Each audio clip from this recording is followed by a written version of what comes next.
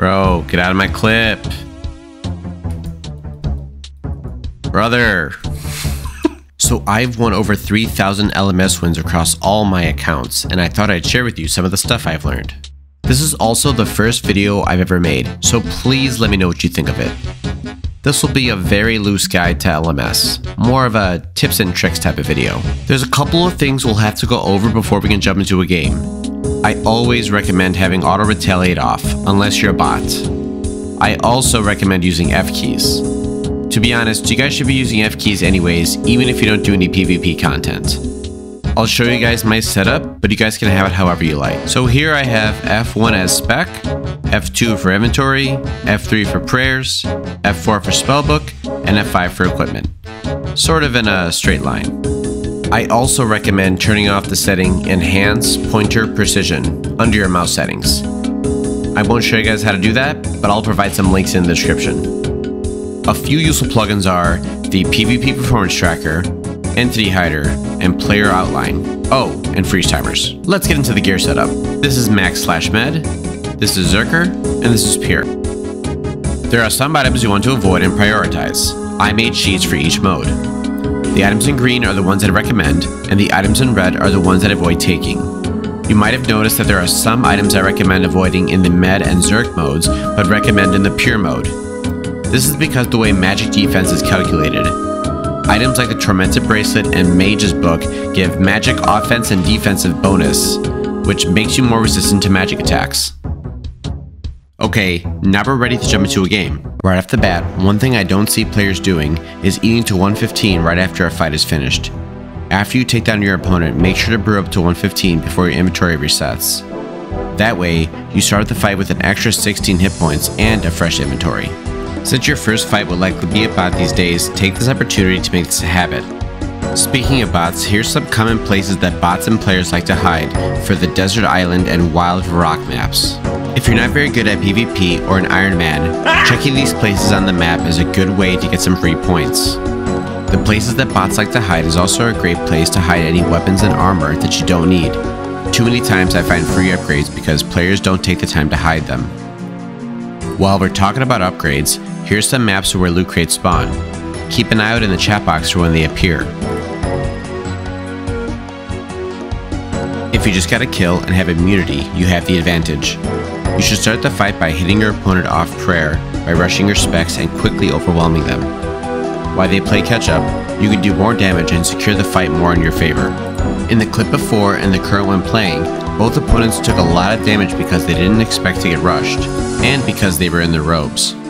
The reason momentum is so important is because RuneScape is an RNG based game, and you can lose momentum in a matter of a few ticks even while making all the right moves.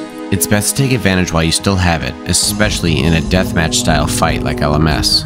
If RNG is not in your favor and your opponent has the momentum, the best thing you can do is learn the patterns of their attack styles.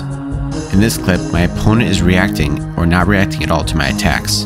Because of this, he can't do anything besides eat and hope I get bad RNG. This is the spot you don't want to be in.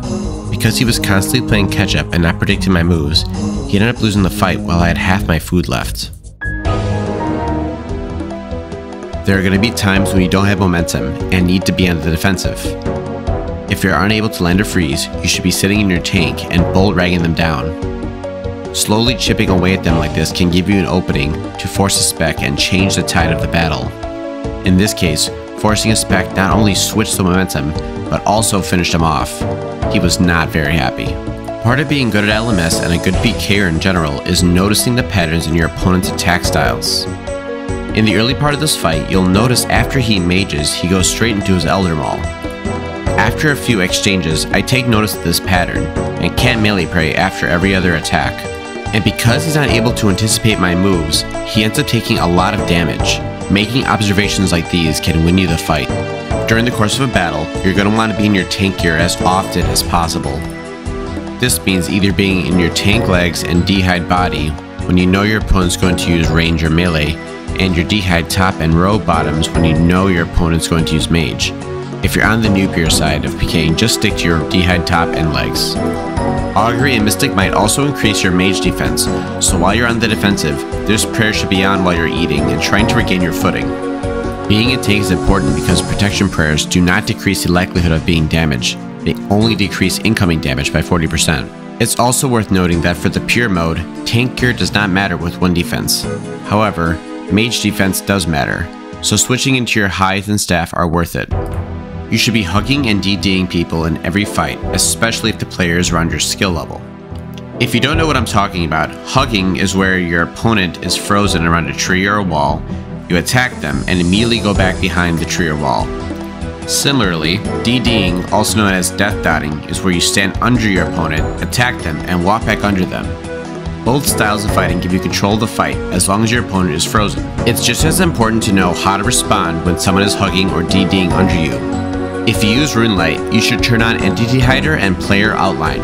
You should also always be in your tank gear. After that, you have a few options. You can either freeze them or bolt them back while you focus on your prayers. If you're able to flick on and off your mage gear quickly, you can try to freeze them. If you're not so good with your switches, I recommend just bolting them. Many times, I see players drop Mithril Seeds as if they're useless. Well, they are 100% worth the inventory space. If you're absolutely getting wrecked like I am in this clip, using seeds is a good way to break the momentum while getting DD'd. You can use seeds a couple different ways. Seeding away while being frozen next to your opponent will surely piss them off as they're about to melee you. You can also use seeds offensively. While they're DD'd under you, seeding out and bolting or freezing them is a good way to make them fight up front.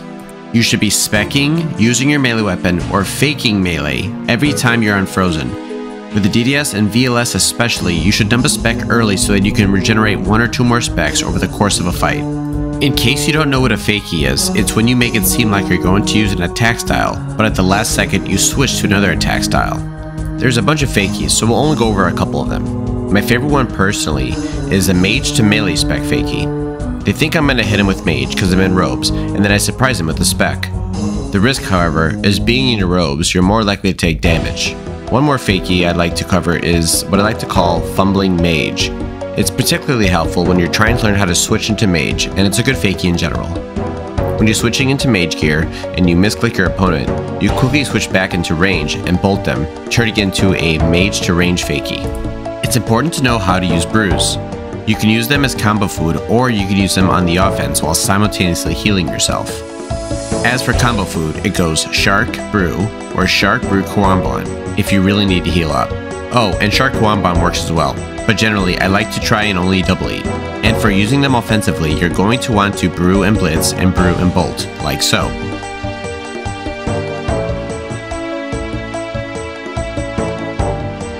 Dealing with Vengeance can be annoying if you're still learning to PK. Knowing your advantages against Vengers will aid you in taking them down. The first thing you should be doing is try to hit them on prayer so that you take reduced damage when you break their Venge. Farcasting them with Blood Barrage is essentially free damage and heals when they're using a rune crossbow. If they have an ACB or Ballista, it's better to DD under them or hug them. You're also going to want to remember when they become unfrozen. Every Venger in LMS will always try to hit you with their melee weapon when they can, so you're going to want to keep your distance. There are people that will try and run from you. When they try to escape, clicking follow on them helps, but you can get caught behind objects. So the best thing to do is use an item from your inventory on them. That way, your character will avoid all obstacles and find the quickest path to them. Having player indicators on helps because it highlights your square below them, so even if you can't see them, you can still see where they are. Unfortunately, in this clip, he was able to get in combat with another player. Generally, being barraged is not a good thing, but there's an advantage to it. When you get barraged, it briefly conceals your character. During that time, you can end up surprising your opponent with a gear change or a spec. There's a possibility that you might run into super bots. Although I've only seen 2 in the last 5 months, it's still worth talking about. Super bots will always attempt to hit you off prayer and will one-tick all of their switches. Unless you're able to one-tick consistently, you stand little chance against them. There are some weaknesses that we can exploit though. Because they will always hit you off prayer, the answer is keeping them frozen and changing your prayer the last tick. These current generation of superbots favor melee and mage, but that may not always be the case. The core fundamentals of beating superbots as of now is sitting in your tank, keeping them frozen, and one-ticking all of your attacks and overhead prayers. You have to keep in mind that RuneScape is an RNG-based game, meaning even if you do everything right, you can still lose the fight. PKing in LMS and in general is about giving yourself the best odds and being unpredictable. With that, you can minimize the effect that luck has in a battle. If you learned anything you didn't know, please let me know by leaving a like and subscribing. I would appreciate any feedback. Also, let me know if you'd like me to do a more comprehensive guide in the future about LMS. I can make play-by-play videos of battles or what goes through my mind during a fight. I hope you enjoyed my first video, and have a great day.